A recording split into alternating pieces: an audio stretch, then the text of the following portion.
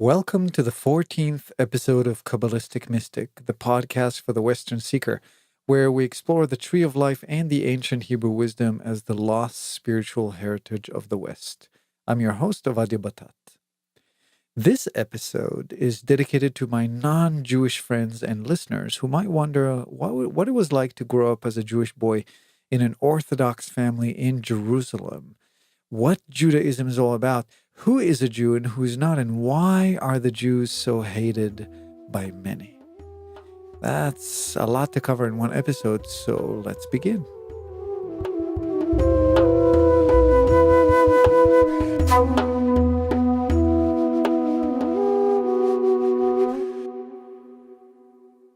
I grew up in Jerusalem in the 80s to a religious Orthodox family.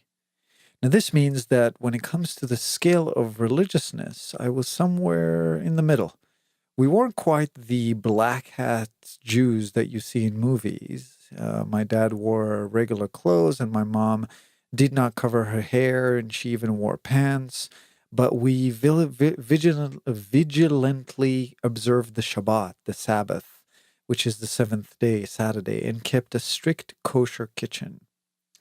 Now, at the center of the life of every Jew, you will find the Shabbat.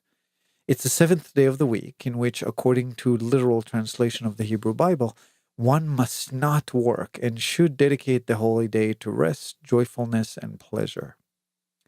The idea itself is really wonderful. I can't even describe the notion of having a set day to rest, one with which most people observe, can have on the psyche. Unlike Tel Aviv, Jerusalem was and still is predominantly religious. And so when I grew up, no restaurants were open on Shabbat, no businesses, really no store, no movies, no theaters. Money exchange really was forbidden on Shabbat. So conducting business is really impossible. And public transportation was not available, which really means that somebody would have to work in order to operate it. So most people didn't even drive their cars. And so once the sun went down on Friday evening, which is when Shabbat starts, a strange and wonderful silence wrapped the city with a cloak of holiness.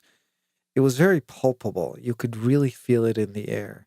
And really, except for the occasional car on one of the main streets, no busy sounds would be heard.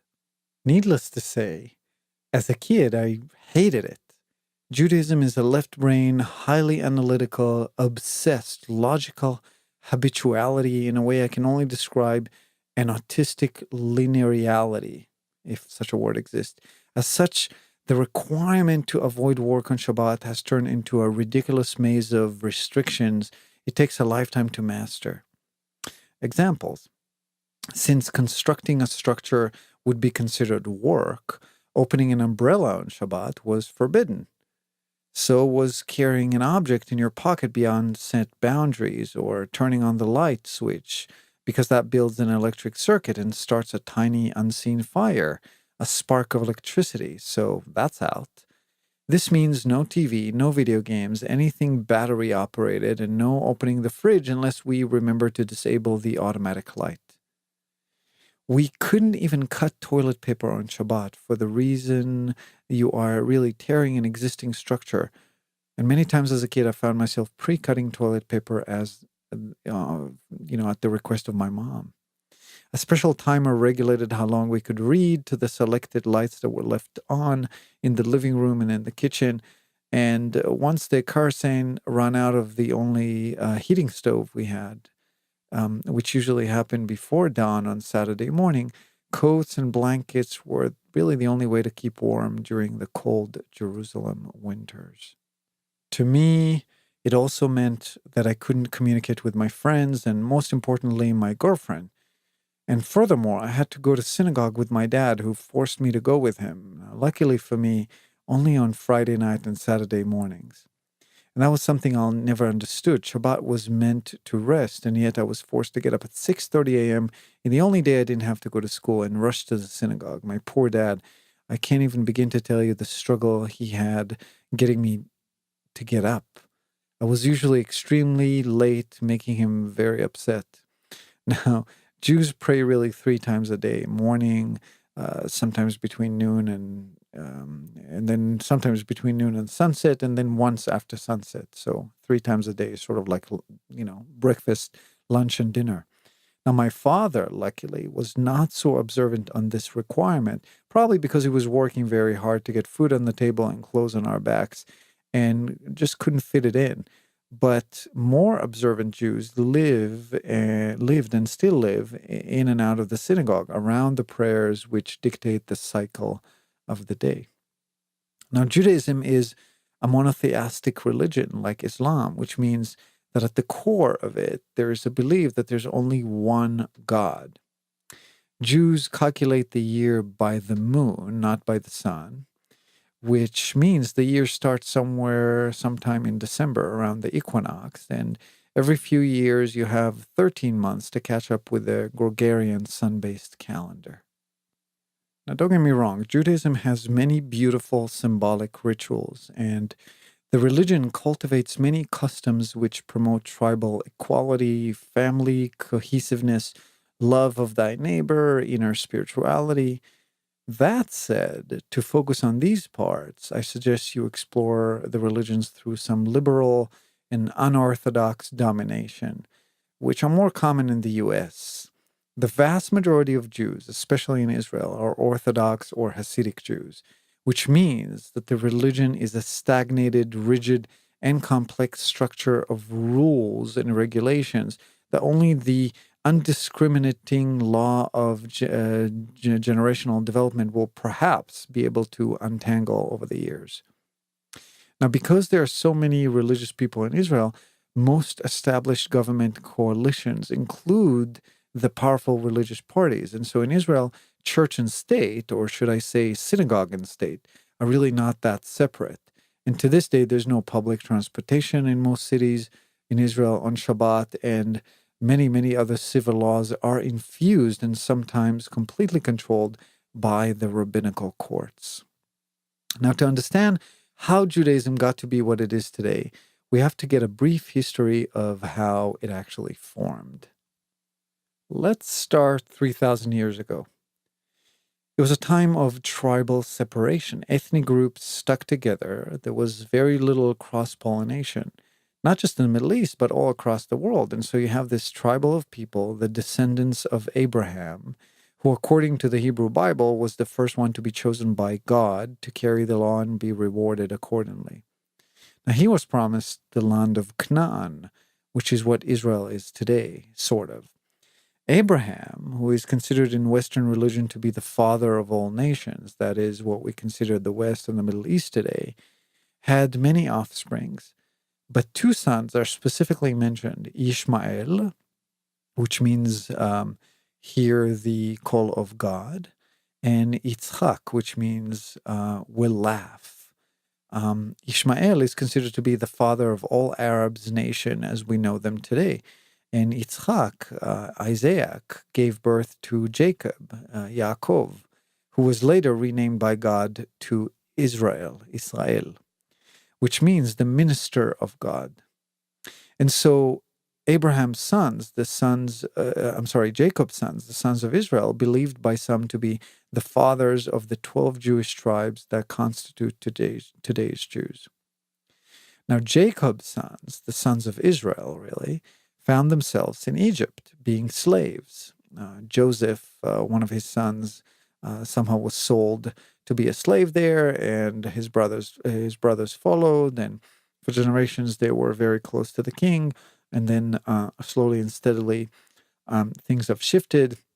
Anyway, at the end, they found themselves as slaves. And it was a time when the Egyptian spiritual culture was extremely developed. When the sons of Israel escaped Egypt, they found themselves in the desert. They were landless. They had no identity. They were wandering around for 40 years in the desert, so the story tells, at the foot of Mount Sinai, where they were selected by God himself, or itself, should I say, to receive and pass on the Torah, that is, the Jewish law, in the shape of the 10 Commandments. And hence the term, the chosen people. They were chosen by God to carry and practice the Jewish law. Now, the Jewish law is not an easy one to follow. As per the example I gave earlier, a faithful Jew would tell you that this concept of being chosen is more of a burden than anything else. Jewish religion is comprised of 613 strict rules, derivatives of the Ten Commandments, which every Jew must follow for salvation to come, that is, for the Messiah to rise.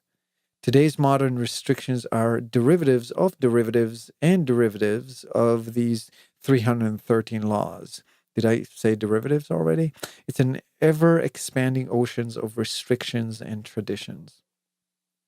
So going back to the desert, after 40 years in the desert, which is enough for a whole generation to pass, the Jews come to the land of Israel, used to be Canaan, which, as you recall, God has promised to their forefathers, specifically Abraham, Yitzchak, and Jacob. And so they conquer it by sword.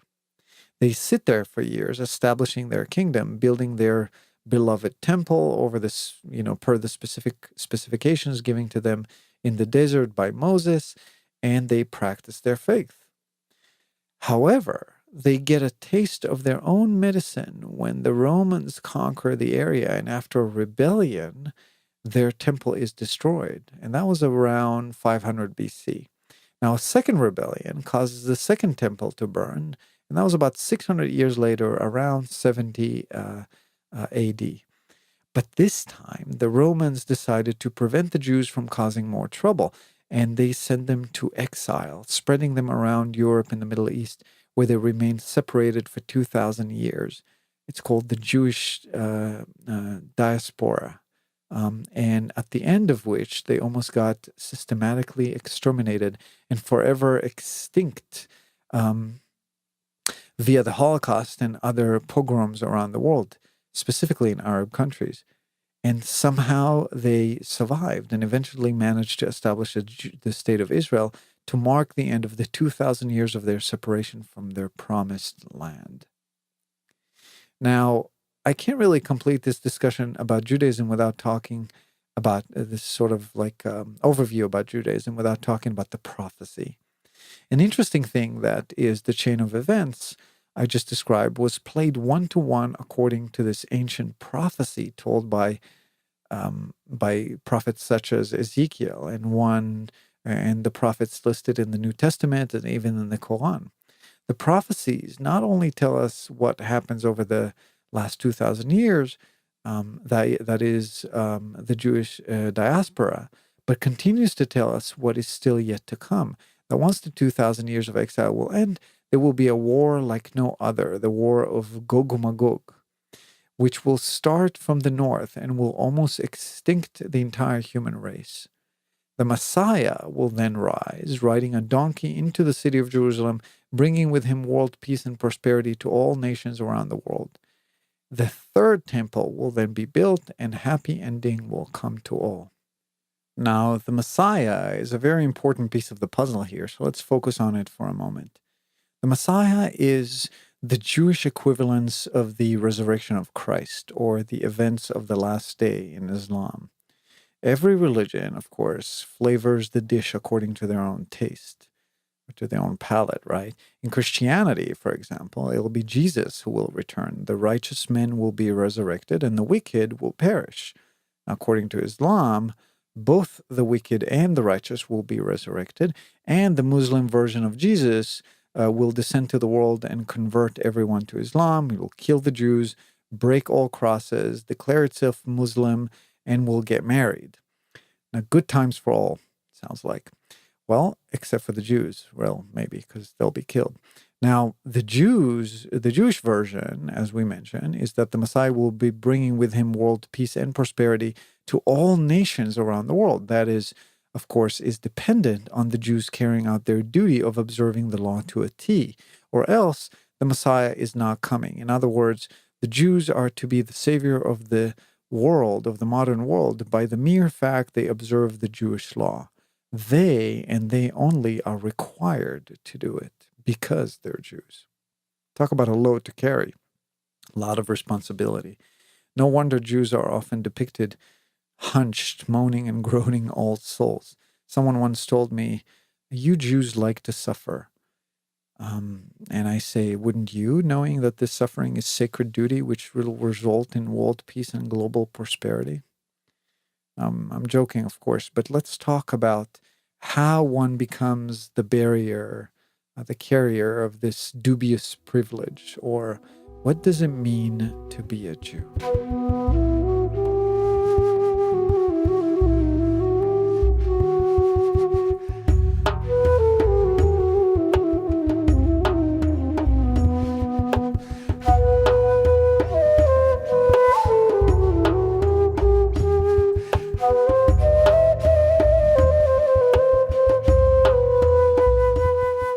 So, what makes someone a Jew? Usually, when I pose this question to my non Jewish friends, the answer I get is, well, I guess if you practice Judaism, you're a Jew. If you practice Christianity, you're a Christian, right? If you practice Islam, you're a Muslim. But in reality, it's not quite simple. By Jewish law, you're only a Jew if your mother was a Jew. That is, your blood must be Jewish. You can be a non believing, non practicing Jew, but you're still a Jew. In other words, Judaism is a race or an ethnic group. It has nothing to do with whether you're religious, observing the law or not. I didn't choose to be a Jew. I was born one. Being an Israeli, I was also an Israeli. Being an Israeli has nothing to do with being a Jew. Israel is a nationality, and you can be an Arab Israeli or a Christian Israeli. Judaism has to do with your blood. I am considered a Jew, and yet I do not practice the Jewish religion. And according to standard definition, there is nothing I can do to become non-Jewish. I can't un-Jew. Same goes for the one who wants to convert to Judaism. They can become a convert following a grueling religious process, but they will always be a convert Jew. In fact, it is said that it takes 10 generations for their blood to become completely Jewish. And that's why Jews don't marry outside of their own, to preserve the purity of the ethnic group. And so Judaism is really a religion, but it's also an ethnic group. And the two are somewhat intertwined. Here's an interesting fact. The state of Israel is the only country in the world that automatically grants citizenship to those who are of a direct bloodline of a particular ethnicity. That is, if you're a Jew. There's a whole organization in Israel dedicated to the research of family trees to ensure that non-Jews do not slip through the crack. In a diligent, no less zealous than the Nazis have demonstrated in determining who was to be exterminated. Determining someone's right to citizenship based on their blood is quite a racist concept, some would say, especially coming from a group of people who were systematically persecuted and killed for being of this bloodline to begin with. But this, however, is the nature of divisiveness. It breeds more separation and more hatred. We have to remember the circumstances around which the State of Israel was established. It was 1948, and only 3 years after the Holocaust ended. Many of the founders have barely escaped the Nazi death machine. The very same thread that has caused their suffering has now become the thread of hope for their future. The idea was that only when there will be a country that was created by Jews, for Jews, our people will be safe. Never again, never again, never again. That was the motto for the creation of Israel. Never again will allow anybody to do what they did to us in the Holocaust. And so the state of Israel was established. But two wrongs don't make a right, and one might claim that the idea has backfired. Separation divides and always leads to hatred, and Jews are not safe today in Israel. They must defend themselves from a plethora of Arab countries who vowed to eliminate the tiny state and fight against inner threats in the shape of its non-Jewish inhabitants, the Palestinians, for example, and in many cases, even the Arab Israelis who turn against their fellow citizens. And really, who can blame them? They are residents in a country who prides itself of being the Jewish state. In other words, if you're an Arab Israeli, you are by definition a second-class citizen. The country was not created for you. You're just there to do grandfathered rights. And I can only imagine that's not a pleasant situation to be in. It's very easy to dismiss the current state of affairs in the Middle East as political. But I do, however, believe that the issue is in its core a religious one. When one investigates the social political landscape of the conflict, one sees that the groups who do most of the fighting and advocate violence and hatred are predominantly religious. In fact, the right-wing political landscape is predominantly religious on both the Israeli and the Palestinian side. And that's true in the West too, even in America. There's a direct correlation between right-wing politics and religious beliefs. In other words, the heart of the conflict in the Middle East is related to faith. I believe wholeheartedly that understanding how Judaism came to be what it is and changing our perspective on what it should mean can heal some of the wounds and bridge many of the gaps that are causing the conflict today. Same goes for Islam and Christianity. I will, however, focus on Judaism for obvious reasons. And let me give an example with a personal story because I think that the micro is a reflection of the macro. There is a member of my immediate family who for a long time did not speak to me because I married a non-Jew to be my wife. A sin in Judaism, significant enough for this member to shun me from their lives, short only declaring me dead. In fact, I was told that a rabbi has recommended that member to declare me dead, to sit Shiva on me, which is the Jewish custom for mourning the dead. Now, when I asked that member what, in their opinion, was the difference between a Jew and a non-Jew, I wanted to know, I was like, you don't even know my wife. What is the difference between the Jew and the non-Jew? That member answered me that Jews have a different soul. And this answer, it really mirrored what I was taught in my own Orthodox high school. According to Kabbalah, there are 4 worlds in the creation, and the higher the world, the closer you are to the Creator. And the world in which you and I live right now is called the world of Asiyah, the world of action, is the lowest one. And in it, most souls originate. Now, it's believed that the soul of a Jew originates in the highest world called Atzilut, emanation. Now, I just want to be fair for a second to my fellow Jews. I'm really yet to meet an ethnic group that does not believe that it is better somehow than others. It's the self-preserving nature of humans to think that we're better than others. This belief allows us to preserve our heritage. It's only in the late 20th century, with globalization, that the idea of one race, we're all equal, has been bubbling. Class and inequality have been the undercurrent, the framework under which society has been functioning for thousands of years. And while quickly dissolving, it is still predominant in many parts of the world, both in the micro, many layers of social groups, such as Ashkenaz versus Sephardic Jews, or various class levels within, say, Britain, and in the macro, between various global ethnicities. I mean, ask a British man if he prefers to be French. See what he or she will ask. Ask any American if he prefers to be European. Ask a Scottish if he will prefer to be a British. The answer will generally be no.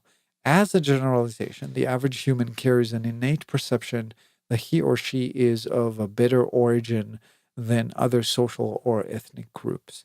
And Jews are no difference. So as I'm describing this, perceptions that Jews have about their origin or the origin of their soul, it's the same as any other ethnic group. But for Jews, however, this divisiveness is rooted in religion and now solidified in the land of the law, that is, in the constitution of the state of Israel, which characterizes itself as a country created for this particular ethnicity. And as such, it's preventing Israel from participating in the inevitable process of globalization and harmonization that the developed world is going through, and is the cause of much of the current suffering of the Jewish people. For example, Israel could not have participated in the European Union due to that same reason, because then it would have to allow people who are not Jewish to become citizens.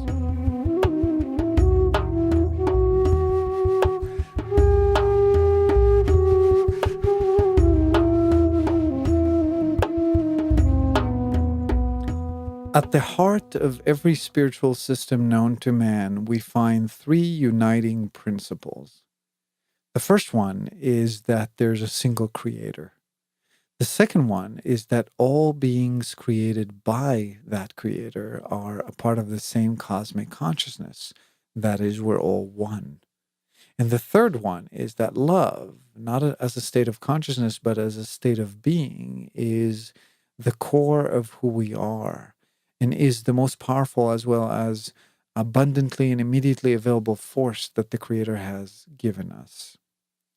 Now, beyond these three principles, when it comes to where religions go, all hell breaks loose, figuratively and sometimes literally. What does it mean that we're all one?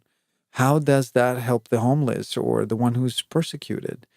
What good is love when all we can find in our hearts is fear, rage, hatred? Do we need to worship this creator? How do we do it? Should we fear it? What are we allowed to do in its name? What do we need to do for it to give us what we want? And most importantly, why are we here? What is the meaning of life and what is our purpose? That is how an organized religion is formed. It starts as a simple, innocent effort to preserve and capture the knowledge of the initiate, the one who made it, the one who got enlightened. Hard rules are put in place in order to ensure the knowledge is not lost. These rules morph, transform, and slowly shape to serve the few and control the many. Some deliberately, some by evangelical fear of doing the wrong thing. God is being anthropomorphized, giving human qualities. He, and it's usually considered to be masculine, cares about what you do and keeps a tab on your sins and acts as good and acts of goodness. He punishes, he rewards. And when a spiritual framework allows itself to be shaped by fear, a religion is born. Judaism is no different. The sophistication of the Hebrew alphabet cannot be conveyed in intellectual terms. It must be perceived experientially. Once exposed to the naked brilliancy of it, one faces a trap. The cosmic map is often confused with the territory, and the odd seeker often dives into endless cycle of research in an attempt to get a deeper proof of the language's divine origin. And so Jewish texts are full with endless pages of such what my wife calls mental masturbation, if to use a crude term, a never-ending chatter focusing on numerological patterns, hidden metaphors, symbolism, and other ways in which the secrets of the Torah, that is the Hebrew word for the Old Testament, can be interpreted. Unfortunately, very few of these books have a practical day-to-day use in our modern challenging reality. Very little of the amazingly practical plethora of information hidden in the Torah finds its way to the average observing Jew, who, like most humans, struggles daily within the torturing confinements of the self-constructed image, that is, the ego personality. In reality, the Torah, the Jewish law, is a giant metaphor for the process of illumination. The Hebrew letters are as well. It hides treasures of infinite value to any willing, inquisitive, and unattached seeker. The Torah metaphorically outlines a detailed blueprint of human consciousness called the Tree of Life. On the physical plane, this map can be used as a path to self-development, to slowly and steadily deconstruct the ego personality towards a sense of purpose and inner peace.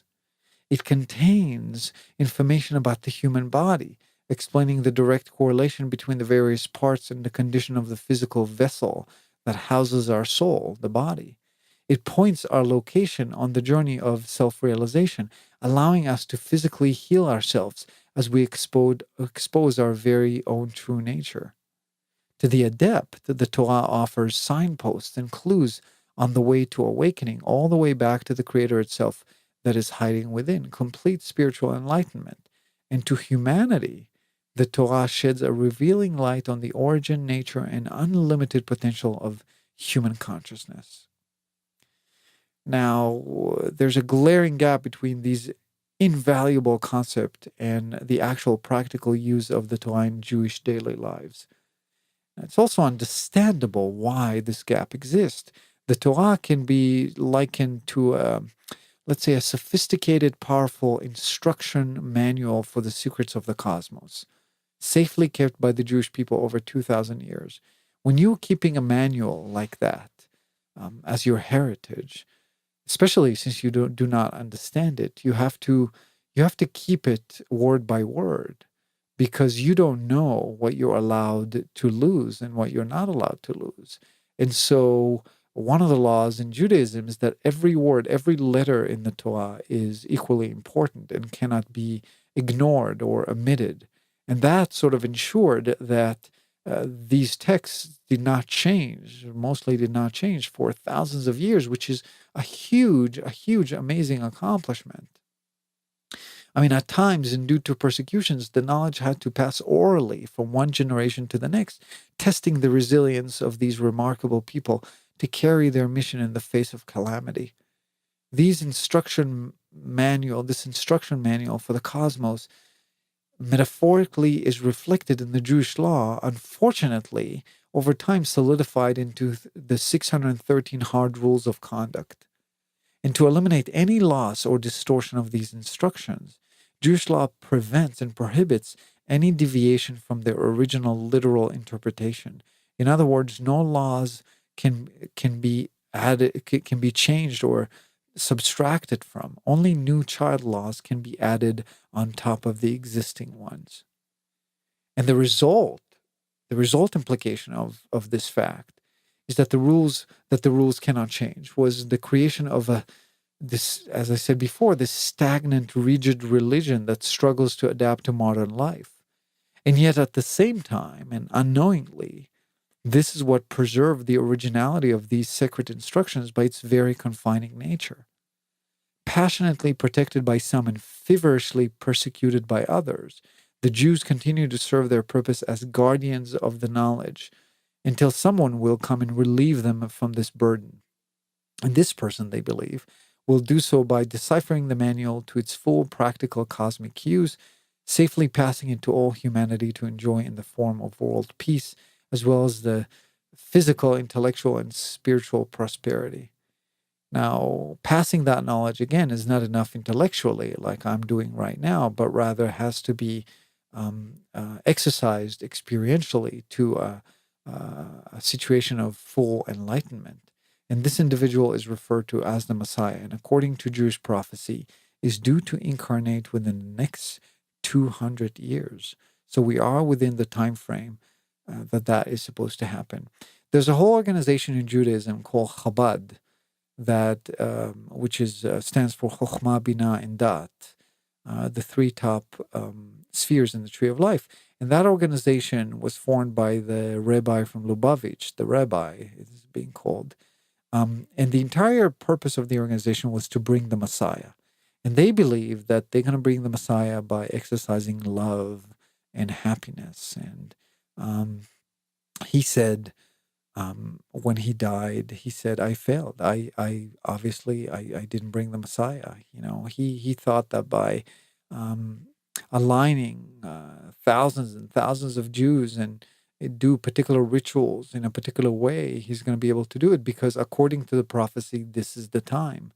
But obviously that did not happen. Now, the secret map of human consciousness evolution, this secret map of the cosmos that is hidden in the Hebrew letters and in the Torah, in the Hebrew law, as detailed as it may be, is really nothing but an intellectual mind play for those who are unwilling to travel into the realms of the heart. That's why I always say that the first step is always the dissolution of the ego. It's not enough for us to know that love exists. We must feel it to know that we are in love with someone. The same goes for the tree of life. It cannot be understood only by the intellect. It must be experienced as well. And the learning experience, joined by the intellectual grasping, results in the deep knowing that we feel in our hearts.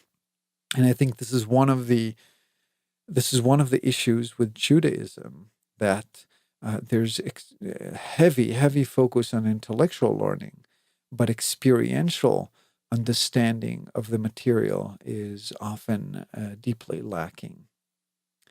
And what is that truth that we need to feel in our hearts? The real question is, not what true do we need to know, but who do we need to know? And the Hebrew letters are an elaborated map to the inner realms of our souls, allowing us to know our true nature. They guide us to one single truth, an ultimate knowing that we are the Creator itself. They tell us that underneath this structured personality, we are all connected to the cosmic consciousness. In fact, we are consciousness itself, and nothing but consciousness. We're like a leaf, a single leaf on an infinite holographic tree. We are a veiled portion of creation, thinking itself into individualization, illusory existence. The Hebrew letters tell us that the reason why we're veiled, and that's our human bodies are really nothing but vessels for what we truly are, an ever-evolving, infinitely unique manifestation of cosmic consciousness we call soul. They tell us that the soul never dies, even when our physical vehicle has long ceased to exist. The letters reveal that the body is a tool of infinite potential and teach us how to transform it. They tell us that the ego personality is the first barrier to harnessing that potential and teach us how to dissolve it, awakening us to our true nature, the Creator within. And when we look at Judaism and Jewish texts with this philosophy in mind, filtering out the dogmatic, stagnated rules which make no sense, we start seeing a complete different picture. Shabbat, for example, is not about whether you're allowed to turn on a light or not. It's a metaphor for the end of the spiritual journey, the union of the masculine and the feminine, the drop of the veil between the consciousness and the subconscious mind. The Song of Songs is nothing but a metaphor for this sexual union of the masculine and feminine, which sages throughout history described as physically, sexually orgasmic. It is the seventh day to metaphorically depict the seventh density or dimension in which the work, quote unquote, is done. You're back with the Creator at that point. Saying goes to the seventh chakra or a violet energy center. It cannot be worked on. It's an aggregate of all other energy centers. The Shabbat is a reminder for all of us that what this process is about. The God of the Jews is described as vengeful and mean.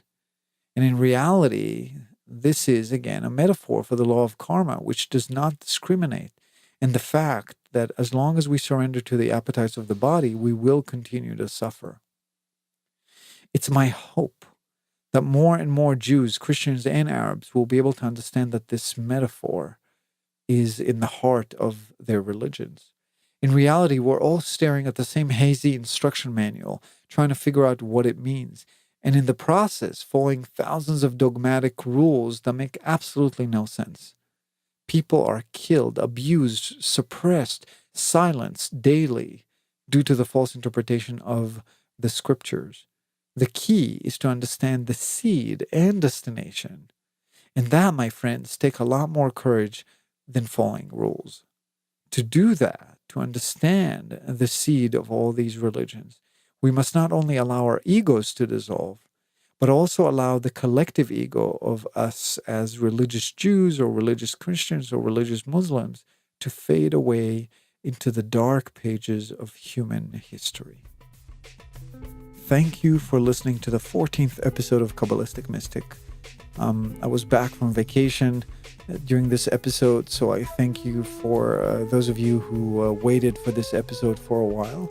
And I hope to continue over the next few weeks and months uninterrupted. I do have one trip to Israel at the end of September and in October, and I hope not to miss any episode, but we'll see how that goes.